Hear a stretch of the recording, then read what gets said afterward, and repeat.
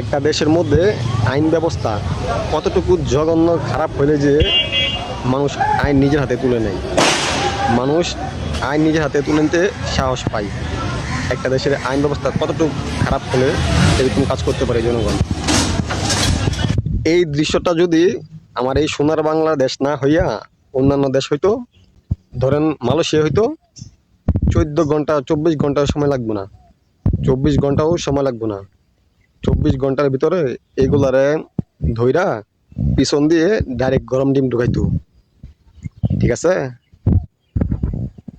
সারা জীবন জেলের মধ্যে পয়সা পয়সা করলে মরতো। আর জামিন, জামিনের তো কোনো প্রশ্নই ওঠে না। জামিন, হ্যাঁ।